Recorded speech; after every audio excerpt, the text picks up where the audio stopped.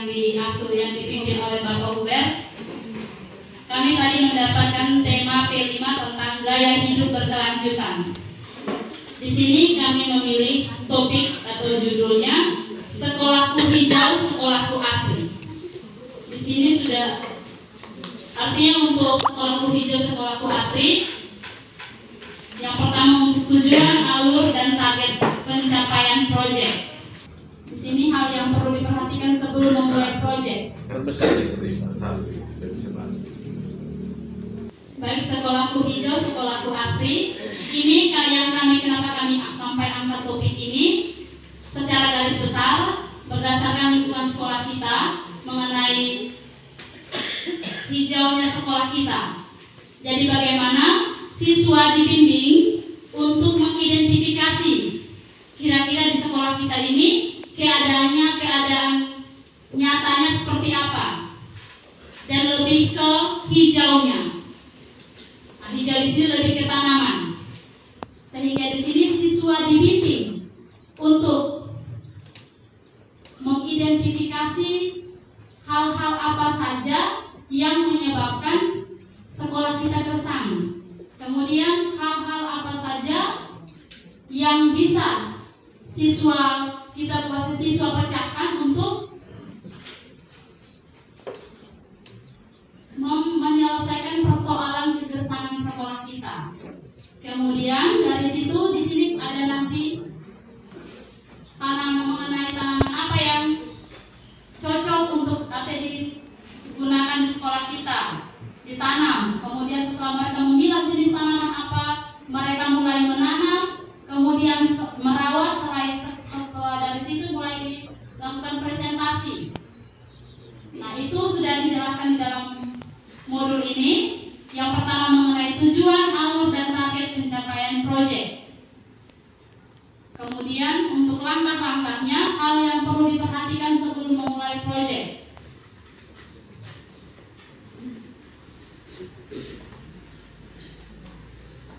Tahapan dalam proyek Sekolahku Hijau. Yang pertama tahapan pengenalan, tahapan kontekstualisasi.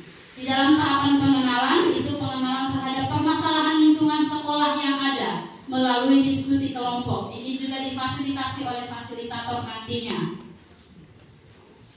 Kemudian tahapan kontekstualisasi, melihat perubahan iklim di lingkungan sekitar dari video dan artikel disertai diskusi. Ini artinya difasilitasi oleh para guru mengenai video yang nanti akan ditayangkan, sehingga mereka bisa mengidentifikasi kira-kira hal ini nanti seperti apa. Kemudian yang berikutnya tahapan aksi. Nah, di sini aksi artinya apa yang harus dilakukan. Sudah masuk ke dalam aksi nyata, yaitu membuat aksi penghijauan, perawatan dan pemeliharaan tanaman, kemudian pembuatan poster. Yang terakhir tahapan refleksi dan tindak lanjut. Di sini refleksi berupa pembuatan portofolio, evaluasi dan refleksi akhir peserta didik dan fasilitator. Kemudian di dalam P5 sendiri ada dimensi, elemen, dan sub-elemen profil pelajar Pancasila.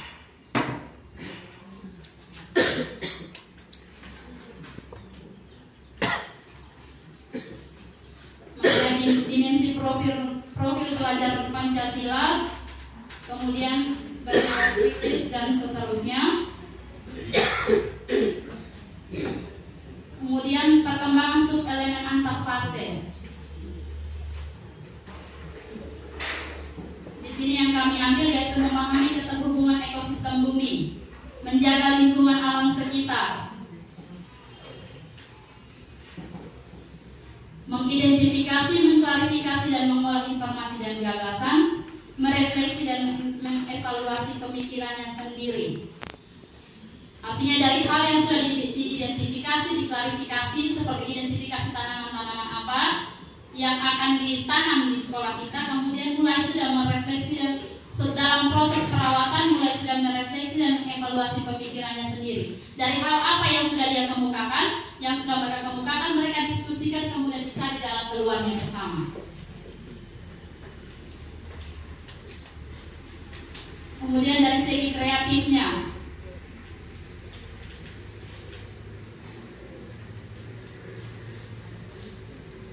ini sudah masuk dalam tahapan-tahapan yang akan dilakukan di dalam proses pembelajaran P5 itu sendiri.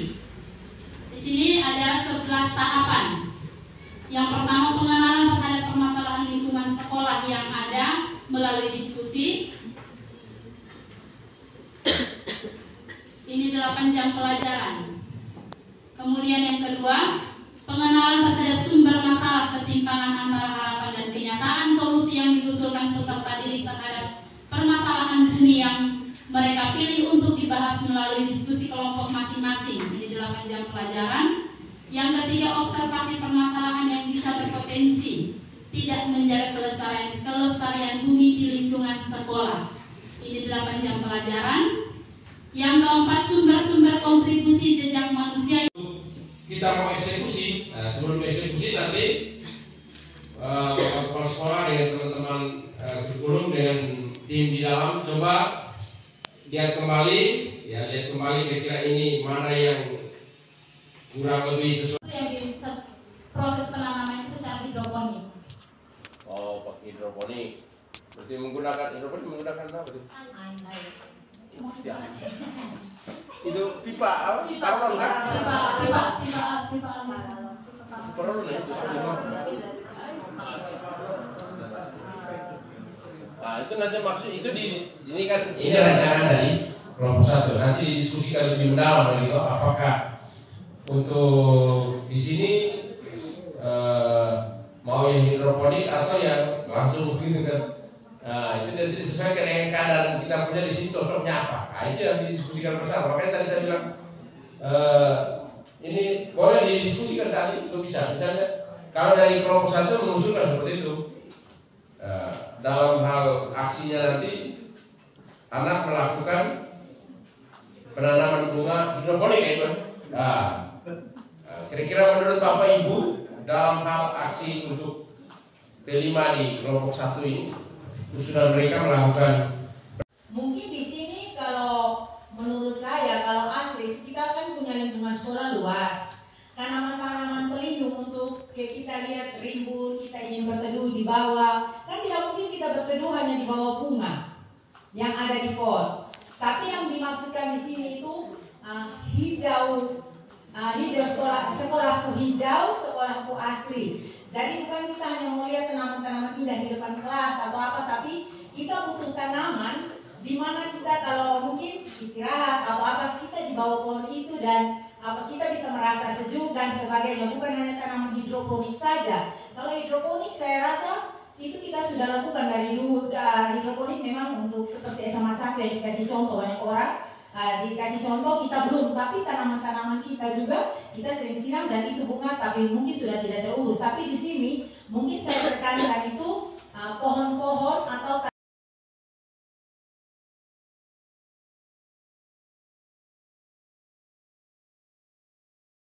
pertama itu kami pakai tema suara demokrasi. Lalu topik yang kami pilih adalah suaramu, ekspresimu. Ya, tujuan kami di sini, kenapa kami pilih tema ini dan topik ini? Kebetulan untuk tahun ajaran baru ini kan setiap tahun kita ada pemilihan ketua OSIS. Jadi atau kepengurusan OSIS. Jadi kami sepakat tadi tujuan kami ini mau melatih siswa. Bagaimana siswa dalam pemilihan ketua OSIS itu siswa melaksanakannya secara demokrasi. Dalam artian bahwa mereka melaksanakan tahap demi tahap dan sesuai dengan harapan yang kita mau, karena mereka juga menjadi pemilih pemula. Mungkin dari situ mereka belajar untuk nanti mereka memahami bagaimana cara mereka menghargai suara mereka. Itu yang kami pilih tadi. Jadi tujuan kami adalah ini menuangkan aksi nyata mereka dengan membuat simulasi sistem pemungutan suara sebagai pengenalan dan upaya membangun kesadaran kaum muda untuk merealisasikan pemilihan badan pengurus OSIS. Itu tujuan yang kami pilih tadi, yang kami mau ambil itu. Jadi melalui proyek ini peserta didik diharapkan telah mengembangkan secara spesifik dua dimensi profil Pancasila, yakni kebinekaan global dan bernalar kritis, serta subelemen yang terkait di dalam dokumen ini. Jadi dimensinya itu adalah berbineka global dan bernalar kritis. Ya, mata pelajaran yang terkait itu adalah mata pelajaran IPA Bahasa Indonesia, Pendidikan Pancasila, IPS. Jadi elemen profil Pancasilanya adalah berkeadilan sosial. Dan yang kedua, merefleksi dan tanggung jawab terhadap pengalaman kebinekaan. Subelemen yang disasarkan itu yang pertama, partisipasi dalam proses pengambilan keputusan bersama, dan yang kedua, memahami peran individu dalam demokrasi.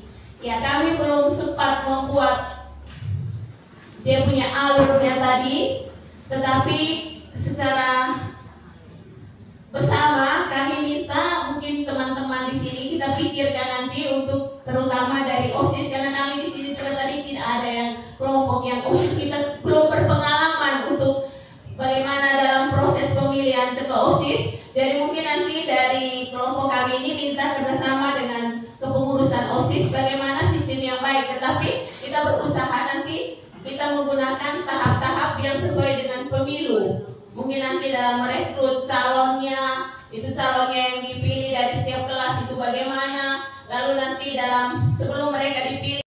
Setelah itu, setelah mereka memilih dapatlah satu orang. Nah, itu yang dipersiapkan oleh kelas itu untuk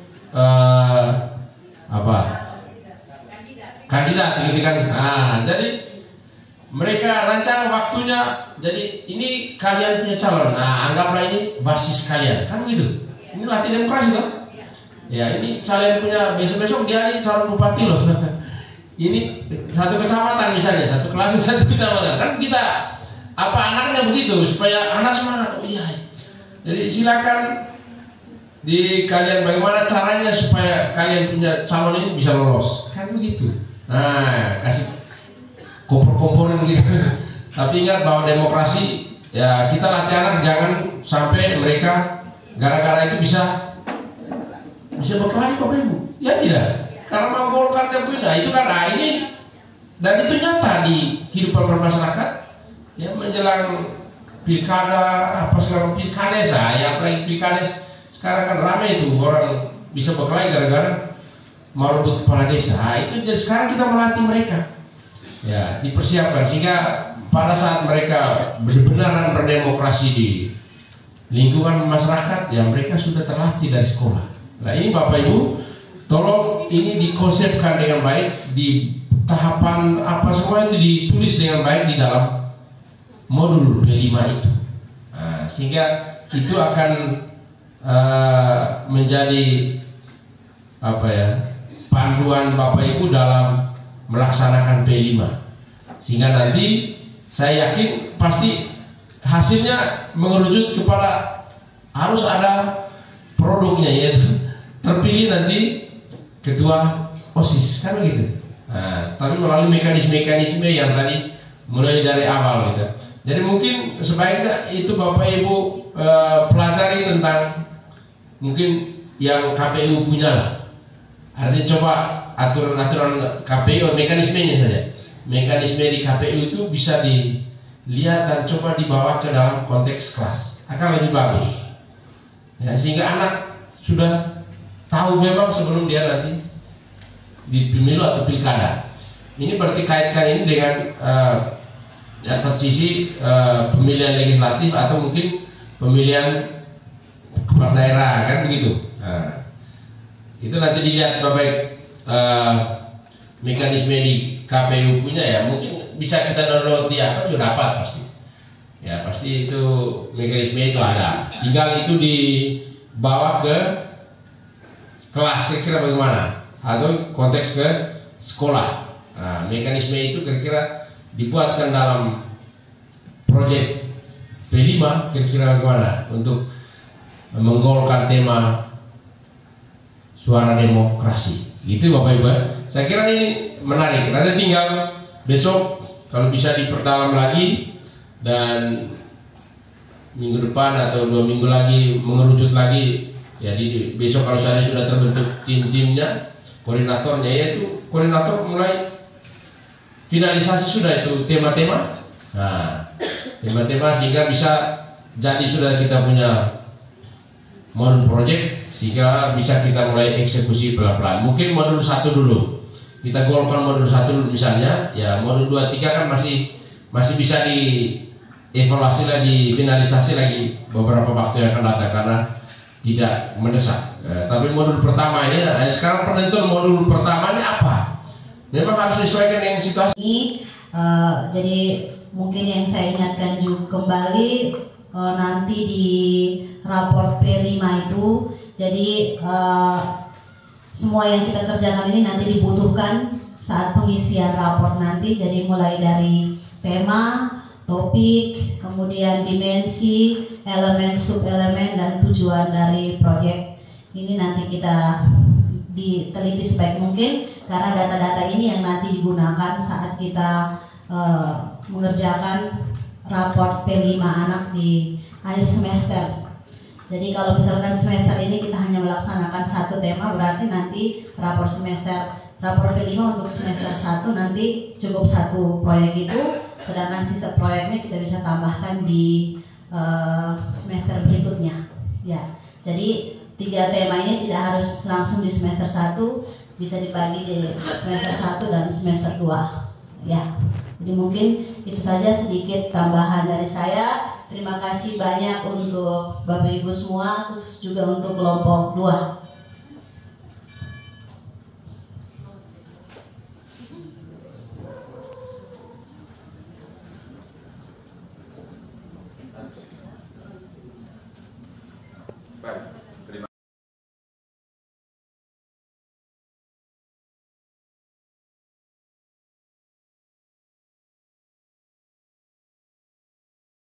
Baik, terima kasih untuk kesempatan yang diberikan kepada kami kelompok 3. Dari di kelompok 3 menyusun tentang tema kewirausahaan. Topik yang kami pilih menumbuhkan jiwa kewirausahaan melalui produksi wine atau biasa disebut dengan anggur. Nah, anggur di sekolah ini kebetulan brand-brand kita berkaitan dengan anggur pisang, ada anggur tomat, kemudian ada anggur jahe. Namun karena topiknya harus mengerucut ke salah satu produk saja, maka yang kami pilih adalah wine dari pisang. Tapi ini kami pakai wine secara keseluruhan, karena nanti di penawaran nanti kita melihat lagi kira-kira daya dukung apa yang disiapkan dari daerah ini. Maka kita pilih bahan bakunya yang banyak tersedia di sini. Oke, kita lanjut. Baik, kita melihat pada poin yang pertama, kaitan dengan hal yang harus diperhatikan sebelum memulai proyek.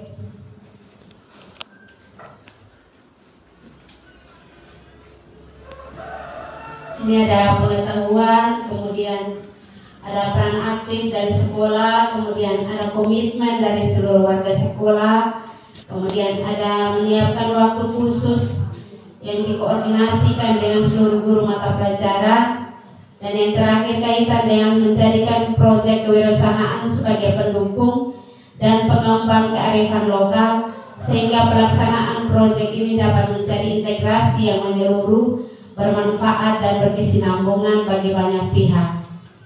Baik, kita lanjut pada tahapan dalam proyek. Jadi dalam wirausaha, sebelum masuk ke dalam jual beli, kita lebih mengenal awal tentang wirausaha. Itu ada di tahap pengenalan. Ada 3 komponen, yaitu mengenal wirausaha, menggali potensi diri, kemudian menumbuhkan sikap wirausaha. Kemudian di tahap kedua ada tahap kontekstualisasi. Ada juga 3 komponen yang terdapat dalam tahap kedua. Yang pertama, mengenal potensi daerah. Nah, wine ini kami pilih karena mengingat banyak potensi daerah yang tidak digunakan secara baik, contohnya pisang. Kemudian sekarang juga banyak petani yang menanam tomat. Mungkin dari hasil kebunnya kita berdayakan menjadi wine tomat dan juga jahe. Kemudian yang komponen kedua tentang analisis sumber daya daerah. Nah, ini sama dengan poin pertama, kita lihat potensinya di situ. Yang ketiga, kearifan lokal dan etika berwirausaha. Tahapan yang ketiga tentang perencanaan.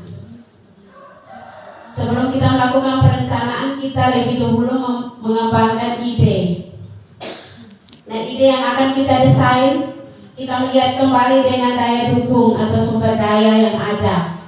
Yang kedua, merencanakan usaha ketika sumber daya yang sudah ada, kita akan merencanakan usaha tersebut. Yang ketiga, komponen yang ketiga adalah berkolaborasi dan bekerja sama.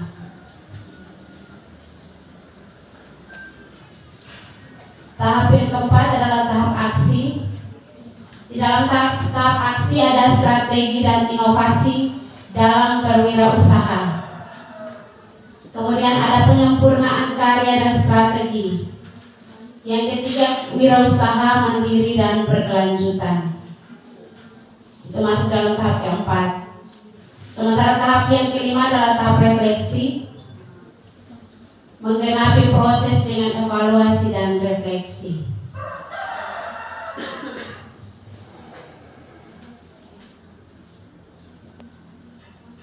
Baik, kita lanjut pada dimensi elemen dan subelemen profil pelajar Pancasila. Yang pertama, kami memilih dimensi kreatif dengan subelemen menghasilkan gagasan yang orisinal. Kemudian target pencapaiannya menghasilkan gagasan yang beragam untuk mengekspresikan pikiran atau perasaan yang menilai gagasan, serta memikirkan segala risiko yang mempertimbangkan banyak perspektif seperti etika dan nilai kemanusiaan ketika gagasannya direalisasikan. Kemudian ada juga subelemen menghasilkan karya dan tindakan yang orisinil.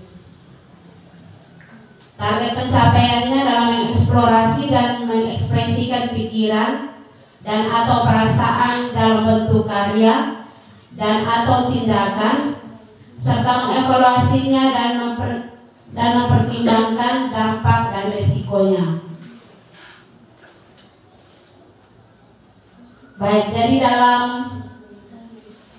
topik ini kami memilih 2 dimensi. Selain kreativitas, kami juga memilih gotong royong.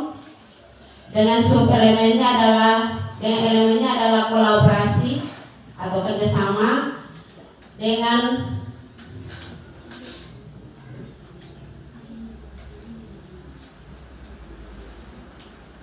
target pencapaiannya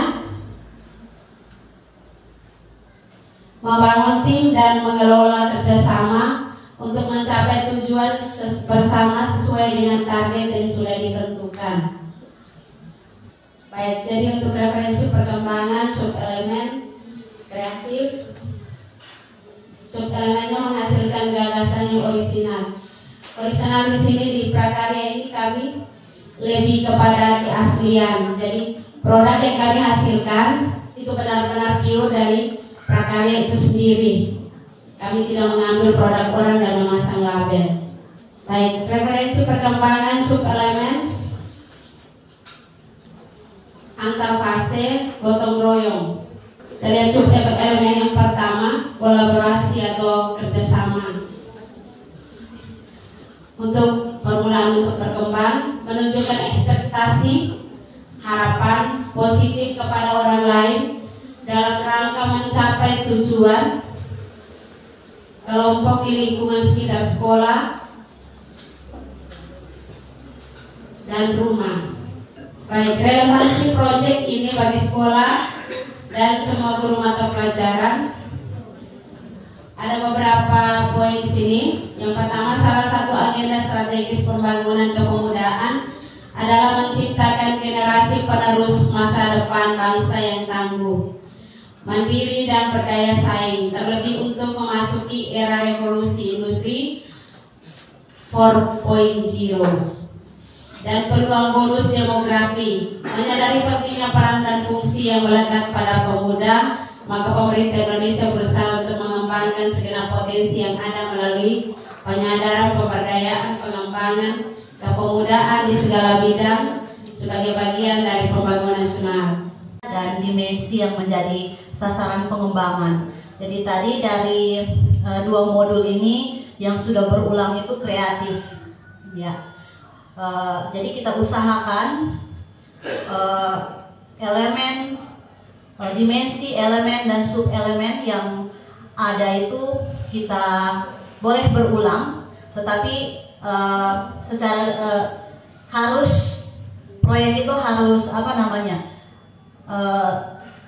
bisa melaksanakan semua dimensi, elemen dan subelemen yang ada.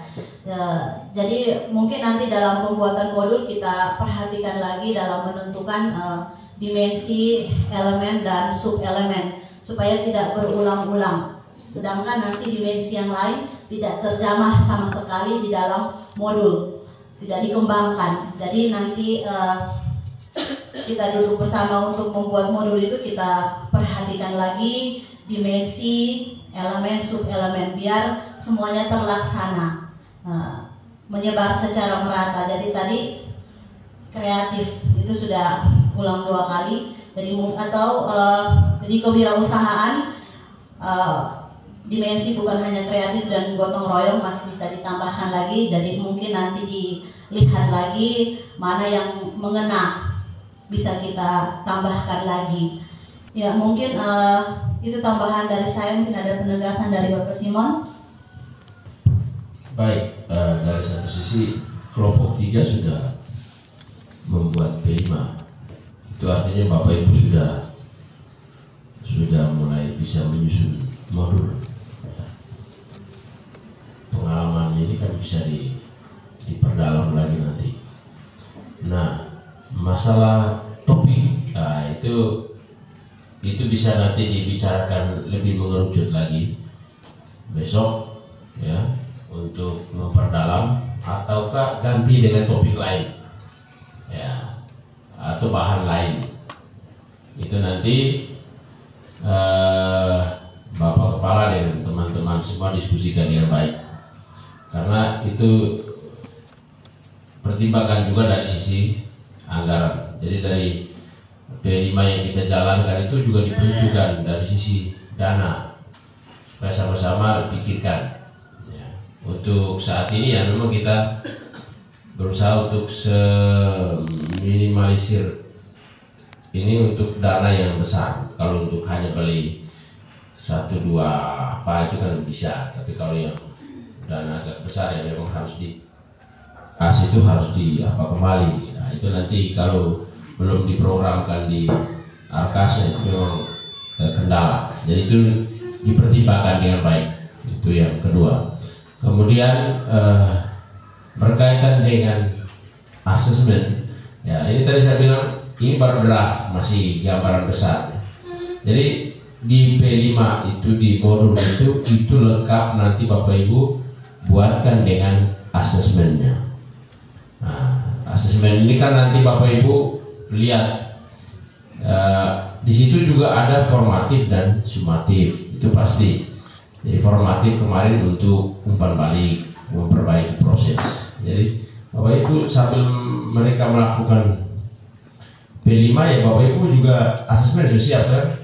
Jadi bukan saat itu baru pikir asesmen, jadi bisa rencanakan memang. Jadi tim itu siap memang, nanti yang tekniknya kita gunakan teknik apa, asesmen apa, kemudian apakah dalam menentukan KKTP ini yang sumatif nanti pakai apa, itu harus dibahas bersama dan dibuatkan di modul itu sehingga semua fasilitator semua fasilitator melihat itu bersama-sama, ya, sehingga asesmennya juga jalan, baik formatif maupun sumatif. Ya.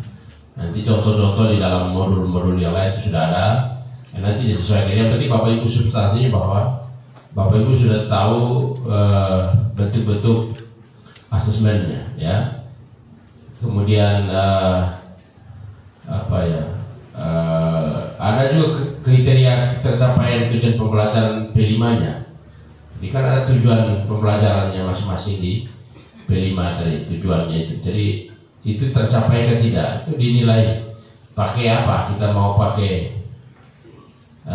rubrika, kriteria, interval kah? Nah, itu nanti Bapak Ibu rancang, ya, Jadi tidak usah yang terlalu ini juga mempersulit, tapi rancang yang bisa dibuat, yang bisa dilakukan, ya. Jadi nilainya juga, asesmennya jangan Bapak Ibu merancang yang pusing sendiri dalam eksekusi. Jadi buat yang bisa dilakukan. Nah, yang penting dimulai dulu. Ya. Maka besok dan seterusnya, ya, besok juga saya yakin belum bisa final. Itu pasti berdiskusi tentang yang lain yang mungkin nanti dalam sementara. Ini kan dia punya P5 yang mungkin dalam 1-2 minggu ke depan yang belum bisa dieksekusi, ya nanti bulan September kah, atau ya itu sudah baru mulai Pak kurikulum mengatur, sehingga kita mempersiapkan sampai finalisasi P5-nya, modul P5-nya, sehingga setiap tahapannya itu nanti apa yang dilakukan guru, apa yang dilakukan peserta didik itu jelas, ya, sehingga tidak bingung dalam aktivitas P5 itu. Semua guru membaca modul, modul itu sama dengan sebenarnya sama dengan RPP-nya. Ya, modul ajar, ini modul P5. Jadi semua rancangan apa yang kita lakukan itu tertulis di modul itu, Bapak Ibu. Nah, jadi kalau di intrakurikulernya modul ajar, kalau di proyek modul proyek. Jadi apa yang kita lakukan tertulis di modul proyek, jadi termasuk di asesmen itu juga tadi. Ya, jadi itu dirancang dengan baik, Bapak Ibu. Ya, jadi rancang yang baik, ya, yang saya harapkan ya tidak usah terlalu yang wah-wah rancangannya, yang bisa kita lakukan dulu. Ya. Perencanaan berbasis data. Jadi ke depan itu bisa konektivitas antara rapor pendidikan dengan ARKAS, Bapak Ibu. Saya kira Bapak Kepala Sekolah juga pernah ikut itu hari bahwa istilahnya itu sinkronisasi kan. ARKAS itu akan dilihat, ya, kegiatan-kegiatan apa yang bisa untuk meningkatkan literasi dan numerasi. Itu harus akan muncul di ARKAS, ya. Jadi ke depan nanti itu akan semua ARKAS kita terhubung dengan rapor. Kalau seandainya rapor literasinya merah, nanti dia akan tanya dia punya apa solusi untuk bisa menaikkan itu apa. Nah, gitu ya. Jadi saya secara garis besar saja Bapak Ibu memberikan. Jadi nanti setelah Bapak Ibu melihat nanti rapor Bapak Ibu, nah apa yang kita akan lakukan?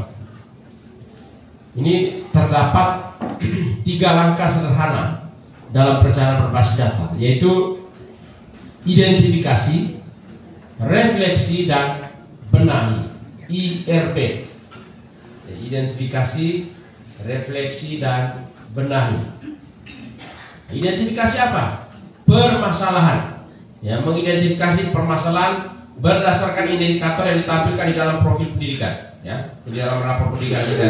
Nanti di rapor itu ada warna merah. Nah, 25%, berarti 25/4 dari 800, berarti sekitar 200, ya. Berarti 200 anak berada di level cakap. Kemudian di dasar, nah, jadi literasinya dasar Ini paling banyak 62%.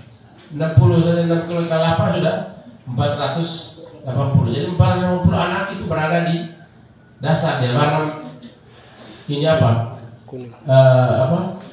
Kuning tadi itu. Sedangkan yang 6,98 ini merah.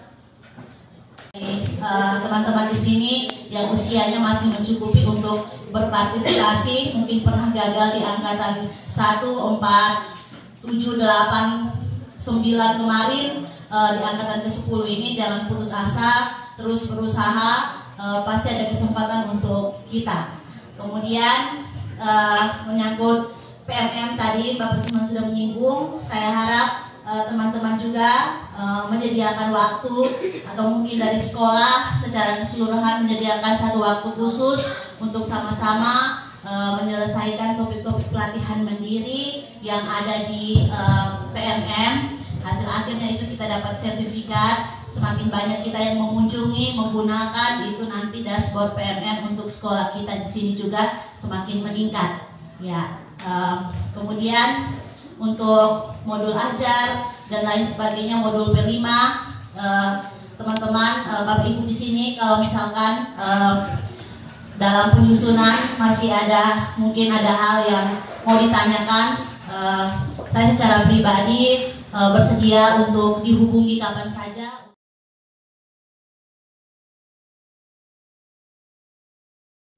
Mungkin bisa beri dia hadiah, mungkin bisa melakukan pendampingan yang lebih kepada anak itu agar dia lebih berkembang, mungkin bisa memberikan tantangan yang lebih besar agar dia bisa bertanggung jawab.